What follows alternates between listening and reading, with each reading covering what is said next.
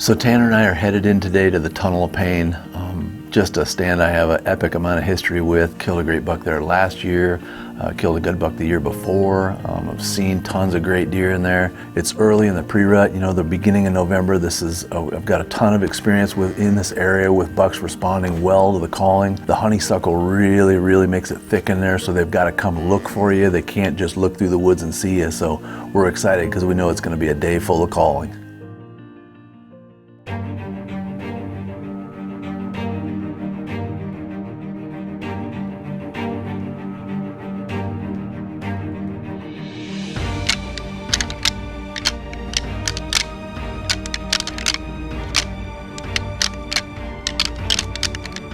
He starts banging the black racks together, and in seconds, 25 yards away, I see this whole tree just shaking. You know, I'm realizing there's a buck right there. I'm telling Tanner, he's right here, right here. Right here. Well, hold on. So the tree stops shaking, and here comes that buck, and we're trying to figure out, he's passing through this thick honeysuckle. We can't figure out which buck is it, who is it an older buck? You know, just complete and total chaos. And Tanner's trying to figure out, does Andy have him on camera? I'm trying to figure out, is Tanner even going to shoot? Just total chaos. And before we know it, he's through that shooting lane and heads on down the ridge.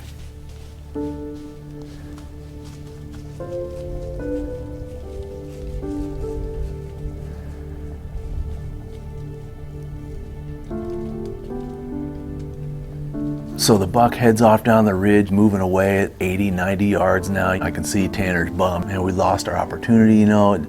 Had that buck perfectly at 15 yards, and then he remembers, hey, I still got the black racks, maybe I'll try it again.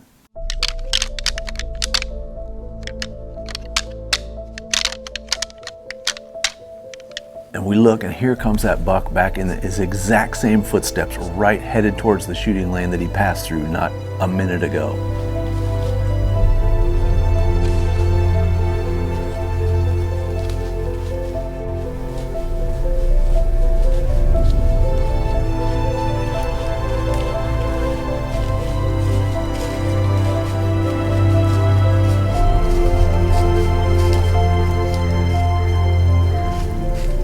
So now the buck's 20 yards away and closing, eases right up into the same shooting lane he went through before.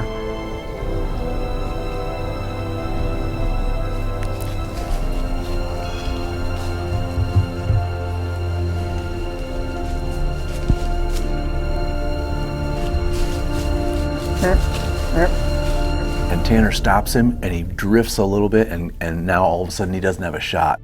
So now we're realizing, you know, that honeysuckle, which up till now has been our best friend because it lets us use the black racks and the extinguisher to pull these deer right close to the stand where we can get a shot.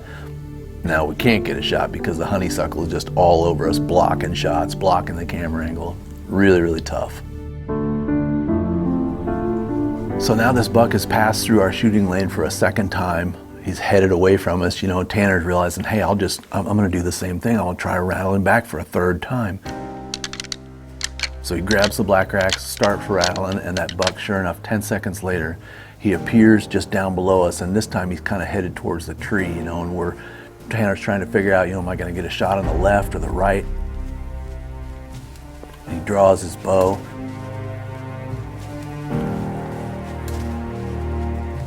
And he closes the distance. He's about 10 or 11 yards from the stand. Tanner's come to full draw. He's just holding on him and holding. The minutes are just ticking by. I mean, it was forever. And I realized, you know, I kind of forgotten all the chaos, but Tanner broke his arm about 10 weeks prior. He's got a caved in humerus, and he's holding on this buck, and I look, and he's just shaking, trying to hold that bow. His arm's just killing him. Unbelievable. And finally he held so long he had to let down on him. It was just unbelievable. And this buck is realizing, you know, hey, I kind of got to get out of here. There's not a fight here. Something's going on. And he starts to move out to the left, and he's going to move right through the same shooting lane that he's been through twice already. And Tanner sees it happening, and now he's got to draw his bow again after holding it for 4 minutes or whatever it was.